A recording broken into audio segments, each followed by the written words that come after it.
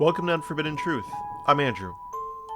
On this week's episode, I'll be speaking with convicted murderer Jamar Scott.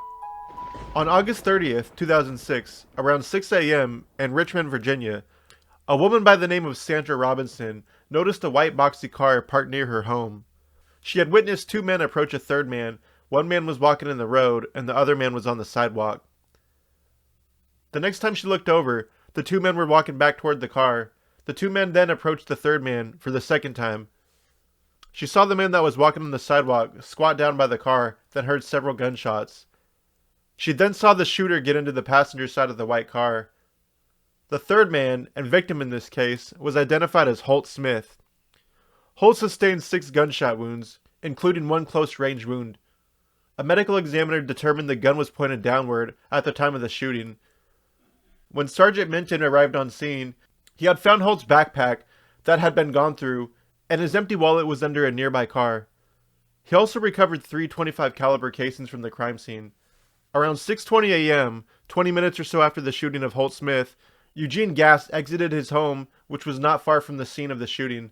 A white car approached. Jamar got out of the driver's side of the car, brandishing a small black handgun. He told Eugene not to look at him, covered his face with a shirt, put a gun between Eugene's eyes, and demanded money. There was a $5 bill in his wallet, which was taken. Then the wallet was thrown to the ground. Jamar returned to the car and drove away toward a cemetery. A police officer in the area noticed the car in the cemetery and happened to notice 2 young men running away.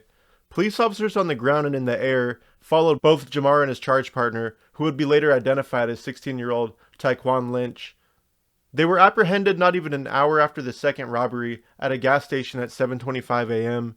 Lynch tossed a .38 caliber pistol behind the gas station, and Jamar threw a .25 caliber handgun on the ground. Jamar had a $5 bill in his pocket at the time of their arrest. The 5 bullets that were removed from Holt's body, let alone the 3 additional cases recovered at the crime scene, were a match to the .25 caliber gun that Jamar threw to the ground. Jamar and Tyquan's fingerprints were found in the car used in both crimes. On May 2nd, 2007, a jury convicted Jamar Scott of armed robbery, attempted robbery, use of a firearm with intent to rob, and second-degree murder. Jamar Scott was sentenced to life in prison plus 38 years. Here's my interview with Jamar Scott. This is a prepaid debit call from Mom, an inmate at the Virginia Department of Corrections, Wallens Ridge State Prison. Where were you born? Richmond, Virginia. Yeah, Richmond, Virginia, 1988, November. What was your first positive memory as a child? To be honest with you, as a child, I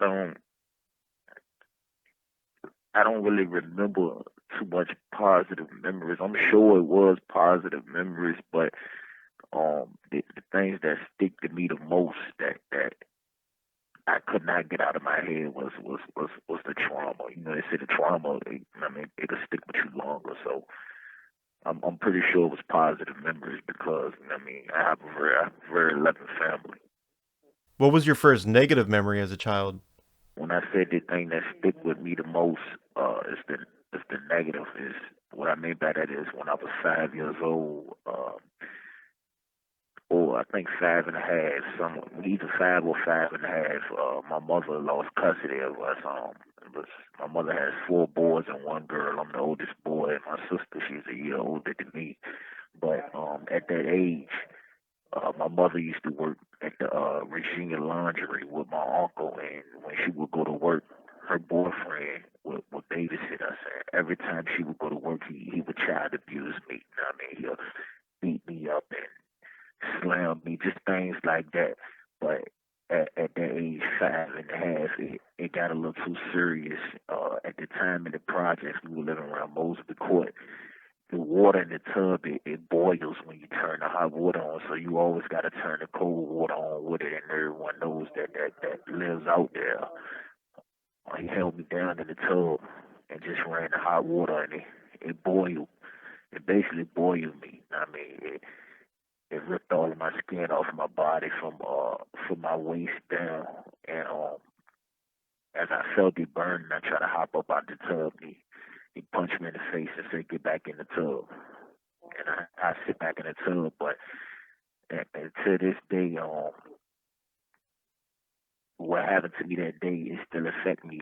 And to this day, just because when I sit down in the tub or I get in the shower and the water is too hot for my skin, for some reason, I always take both of my hands and hold my penis until my body adjusts to the water as if I'm protecting my penis. And I did that day, and that's how come uh, I'm scarred from my waist down with the exception of my penis.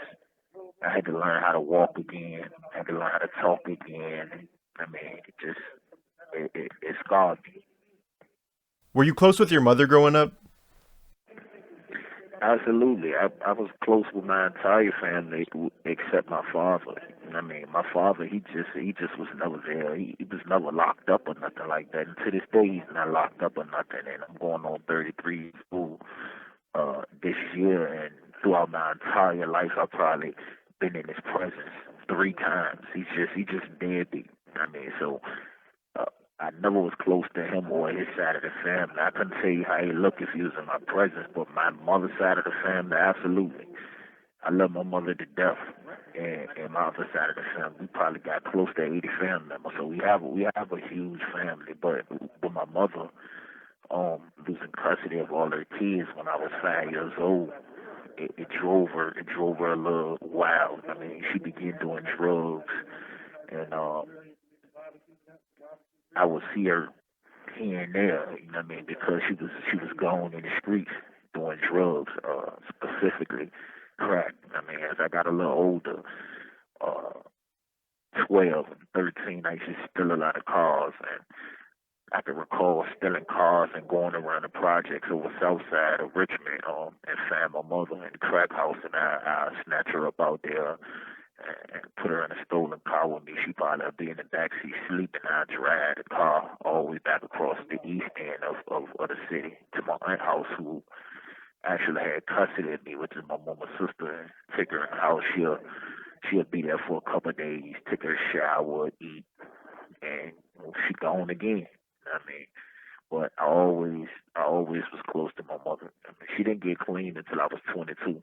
I mean, but it was too late by then. I was already in prison with a life sentence at 38. What was your behavior like in school, primarily your middle school and high school years? Um, I was a smart kid in school. Throughout my entire time in school, I never received a C on my report card. I always had A's and B's, so I was sharp. I was always smart. But it was because of the medicine they had me on Ritalin and Adderall, because I was very hyperactive and used to love to fight all the time. I can remember I'm gonna say the fourth grade. I'm gonna say the fourth grade. I got kicked out of all Richmond public schools. I went to an alternative school for kids with behavior, and that was because in the fourth grade I got into it with the principal, and I spit in her face, punched her, and threw a cinder block through her car window outside and left the school. And that was the end of that for me. I never went to a Richmond public school again from fourth grade on up until I got into the 9th grade and actually started high school. But other than that, I mean, I was a good student other than the fighting. And when I say I was a good student, I'm talking about in terms um, of learning. It was easier for me to learn. I mean, I was fascinated by math and social studies and things like that. That was as a youngin. As I got older, I'm gonna say 12. That's when I became involved in the streets. I mean, I guess I was seeking a, a, a, a male guidance, and I found it. You know what I mean? It was just in the streets. You know what I mean? Were you gangbanging at all at any point in time, or did you run with people that were affiliated? Yeah, I was a gangster disciple since I was 12 years old, and actually I just recently, what, 2019. I just recently stopped in 2019. I mean, getting older, seeing the error of my ways, come to realize that, and I should have been realized, but I come to realize that it's not something that I want. I mean, I call home and I got a lot of nieces and nephews, and I'm hearing about the things that's going on out there with them, and I can't help but feel like the path that I chose, had, they watch it and seem like they want to take that path. So my sister talked to me about Jamar. You need to talk to your nephew. He's 15 now. He doing this and doing that. And I get him on the phone, and I preach to him about why not to do those things. But then I hang the phone up with him, and I'm still gangbanging. So I can't tell him to do something, and then I turn around and do something opposite. So I had to actually live without preaching. I left it alone for the sake of my nephews and my nieces. I want better for them. I don't want them going through what I go through. When you did become a gangster disciple, did you have to do anything to earn your stripes? Nah.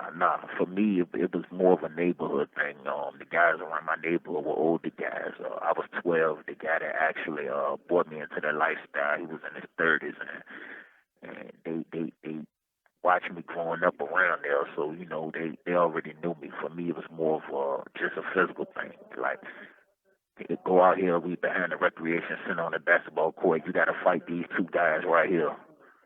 And we fought. I mean, they jumped me, and I mean, we continued to fight. I mean, they wanted to see my toughness. I mean, that's what it was about for me, to fist fight.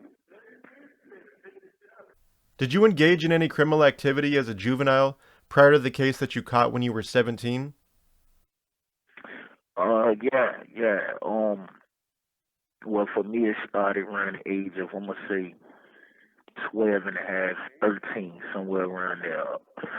Um, when I told you, I did find a male role model in my life that was in the streets. It was a guy who I looked at as an older brother and loved him dearly. And he's actually in the feds in West Virginia today. He taught me everything I knew. For me, my house was uh, it was full of females.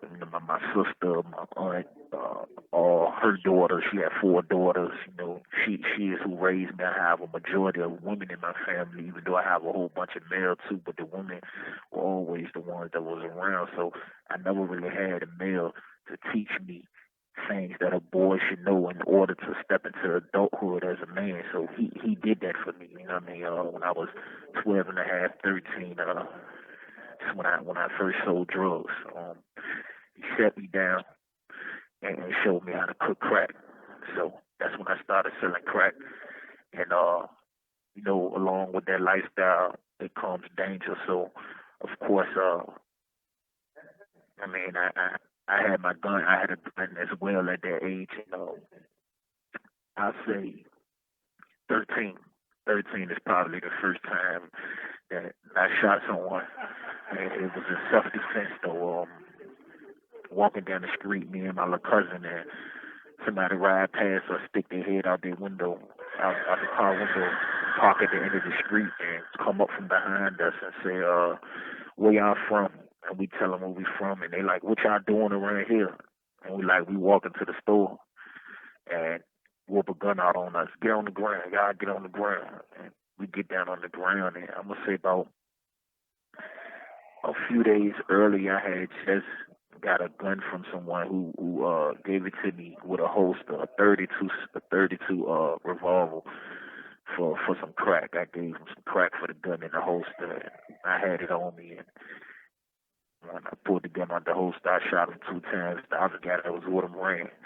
And when I seen, I mean, the commotion, I didn't even see my cousin, but I look around for him, he gone. So I take off running and end up catching back up with him. So for me, that was the first time I shot someone. I think I was 12 and a half, around there. Were you scared when you pulled the trigger at a live person? This is gonna sound crazy, but no, I wasn't. I wasn't. I thought it would feel different. The first thing I did was went in the house and told my older cousin, "Hey, cuz, I think I just killed somebody." And he asked me what happened, and then he said how I feel. I was like, I don't feel nothing. And he took the gun from me. I mean, took the shells out of it, put it in the bag, and threw it in the sewer, and got rid of the gun for me. And I really didn't feel anything because for me, I felt like either it was him and his homeboy, or they was gonna kill me and my cousin. You know what I mean? They was already robbing us, and then we wasn't even from around that neighborhood. So I felt like I did something right. I saved my cousin's life as well as my life. Let's talk about the crimes you're in prison for. You're serving a 38-year prison sentence for the fatal shooting and attempted robbery of Holt Smith. You're also serving a life sentence for a separate robbery, which happened 5 minutes after the fatal shooting. Can you walk me through that entire day? What led up to everything? How everything went down? What transpired after the fact? Well, the truth is, I really didn't know him too well. My cousin Daquan introduced me to him. My cousin Daquan, he's dead now. He came home, I think a year and a half ago, maybe 2 years ago, and he ended up killing himself. Um, my cousin Daquan was a year older than me. He introduced me to him. Holt was from Churchill, which is on the east end of Richmond, and for me, the thing that excited me the most, more than selling drugs, because that it can become slow. You know what I mean? Selling drugs. The thing that excited me the most was robberies. So I was into robbing people, and it's time consuming to be robbing people and then standing on the block trying to sell drugs. So for me, I would rob drug dealers and from different neighborhoods, and when I take their drugs, I would take it to Holt, and I would tell him, here, sell it, keep half the money, and give me half of the money. And I'm going back out once I give him the drugs, looking for more people to rob. That was me. It was exciting to me at that point in time in my life. So when I met him through my cousin, I was like, because my cousin was like, yeah, he sniffed dope, which is heroin, but he know how to move the crack. He don't do crack. He just sniffed the dope. So I was like, well, that's perfect for me. I could just give him the crack that I find, and I do what I do. I keep my day moving. And the process with us was, I would give him my work, he would sell it, and then when he finished and he got my money, he would call me. Now, around this time, I'm gonna say a few days earlier, my girlfriend at the time, who was actually still a very good close friend of my family, and who was my nephew, little Jamar, godmother, her mother.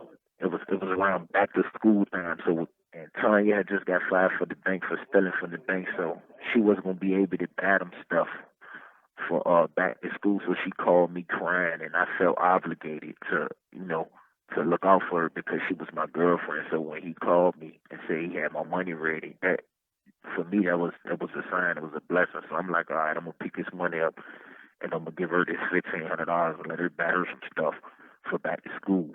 You know what I mean? So that was my purpose. You know what I mean? But it was my fault because I didn't go and get it when he called me. I was caught up shooting dice with my cousins. You know what I mean? He called me earlier that day to come and get my money that he owed me. And I told him, all right, I'd be around there. But I was caught up shooting dice with my cousins and my homeboys. And that session of shooting dice ran, I'm going to say, until about 4-something in the morning. We out there shooting dice around the projects. He called me like 3 times, and I ended up never going to get it. And then it hit me once the dice game was over, like, dang, I forgot to call Shawty back and go get my money. So when I called him, I said, hey, I'm on my way right now. We good? He was like, yeah. So when I get around there to get the money, I guess he was frustrated that he felt like I was standing him up. He kept calling me, and I kept telling him I'm on my way, and I never came. It was just that. It wasn't my intentions. It was just that I was so lost in the dice game. You know what I mean? So when I got around there, I pull up, and he say, I asked him, I said, what a payback. He was like, man, you should have been came. It's gone. I was like, what you mean it's gone? He was like, it's gone. I called you like 3-4 times. You ain't come get the money. He was like, man, that jam gone. I was like, man, you better stop playing, man, with my paper. I need that paper. So he was like, hey, I don't know what to tell you. So I take the gun. I'm like, look, shorty, you better take my paper out your pocket. You already called me and told me you got the paper in your pocket. Give me my money. Stop playing with me, shorty. I don't know you like that to be playing with you. So when he see the gun in my hand, the gun for me was just to scare him and to, hey, all right, here go your money. But it didn't. I mean, at the time, I'm gonna say I was probably about 5'7". I was a little, and I was small, real skinny, because I smoke weed all the time. So I look like a kid. So when you see the gun in my hand, it didn't scare him, and he looking at me with the gun at that size. He looking at it like, you a kid. So his response was, nah, take that gun from me. I was like, all right, yeah, you could try to take it. He started walking towards me, and that's when I shot him. I mean, that's how that happened. Like I thought he was gonna try to take the gun. I got in the car and I left. I was gone. How much time had passed after the shooting and robbery until you were arrested? Right after the other robbery, and we were driving in the street. I'm gonna say probably about 15 minutes later, they get behind us. We walking in the graveyard, because you can walk from this side of the graveyard to the other side of the graveyard, and when you come out the other side is our projects will be from. And in the graveyard, the cops be parked in there behind tall graves, so you really can't see the car. And once we passed them, they got behind us and we started running. And then the chase lasted. It lasted a long time. A while. They had helicopters and some more cars, and they probably caught us probably about an hour, maybe 2 hours later. What was your first night in jail like after being charged? I was taken to the precinct, and once I refused all the questions, they took all of my clothes and shoes and stuff, because it was somebody that was murdered. So they gave me a jumper, some tight white grease, and some Chuck Taylors with no shoestrings on. Then they took me to the detention center. What was your experience like in jail while on trial? Um, it was normal. I mean, wake up, eat, play basketball, go to school, watch television. You know what I mean? I was down there. I got down there on August 31st, I believe, and on my 18th birthday, they woke me up at 5 o'clock in the morning and told me to pack my stuff, and then they sent me to the adult jail. You're ultimately convicted of both the murder and the robbery, receiving a life sentence plus 38 years. How did you feel when you were handed down your sentence? For me, I felt it hurt, but it hurt even more when I received my time, and I seen my mother break down crying and run out the courtroom. It hurt me to see my mother hurt. Other than that, I mean, it hurt me to know, to feel like I wasn't, you know what I mean, don't ever come home. But at the time, you got to remember, I'm 17, 18 years old when I received my time. 17 when the crime happened, 18 when I received my time. So for me, I'm really not computing everything that's going on. I mean, it took me years into my bed to actually look at it for what it was. Like, man, this is real. I I, I think I messed up. I could never come home. You've been incarcerated going on 16 years now. What does an average day consist of for you in there? Um, what prison you in? The current prison that I'm in now, the average day, I mean, just wake up. Uh, it, it's like repetitive, breathless. Power recreation consists of playing chess and cards and talking on the telephone. And, you know, we only do 5 phone calls a day, so that's limited as well. Then we go out once a day, and then, you know, lunch and then dinner, and then 30 minutes of night recreation at night. They start over again tomorrow. Have you taken any type of rehabilitation classes or taken advantage of academic programs? Yeah, yeah. I actually got my GED, and on the last compound I was at before I came here, I was actually enrolled in the painting and drywall class. I want to get my trade in that.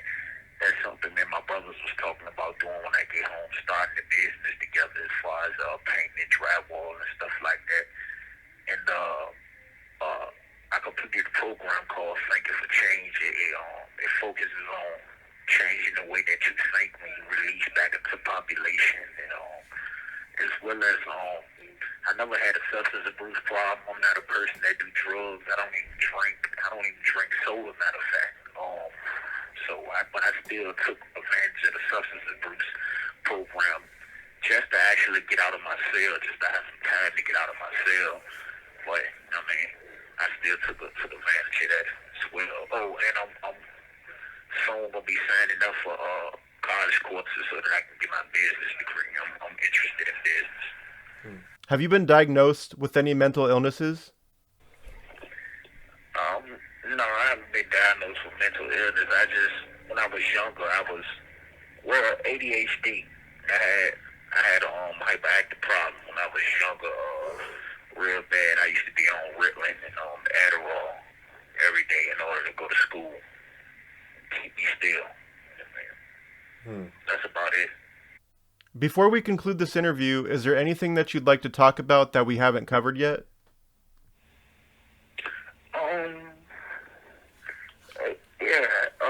Absolutely, man. I just my purpose and doing this interview, actually reaching out to you, was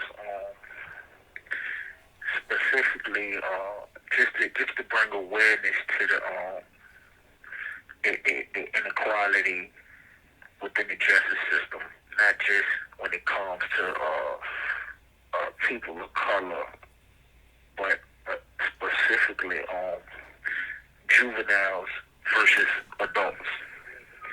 I wanted to bring awareness to that. Like I was speaking to you about the very first time we actually talked about my time. Like I was telling you before, I'm not going. I've learned a lot from my mistakes. I've learned a whole lot, and I've been locked up since I was 17. But I'm not gonna come on here and talk to you and lie to you and tell you, yeah, I'm innocent. I didn't do this. I didn't do that. I admit what I did. Absolutely, I definitely admit what I did. But my whole issue is do the punishment fit the crime? We was talking about that the last time. I just wanted to just make it known that I feel like the punishment really doesn't fit the crime. I know what I did was absolutely wrong, and I regret it, and there should be some punishment had on my end for what I did. I've been down 15 years for what I did, and someone lost their life, and I don't think no one should ever lose their life. Growing up, I was in a bad place, a bad headspace. I'm not the person today as a man that I was when I was a little boy, when I came in here at the age of 17. And that's what I mean by do the punishment actually fit the crime, because as I was explaining to you before, the way that I look at it personally is, how is it possible that at the age of 17, you could lock me up as a juvenile and give me life plus 38 without the possibility of parole? But then I look at someone like the famous drug lord El Chapo, for all the things he's done, and he got a life sentence. Like, I feel like the justice system is broken somewhere. If any time that I could get more time than El Chapo, a life plus life 38 versus a life 38 sentence, like, it's something wrong there. I just wanted to bring awareness to that, and hopefully something changes, something happens. From this interview. That was my interview with Jamar Scott. Thank you for listening.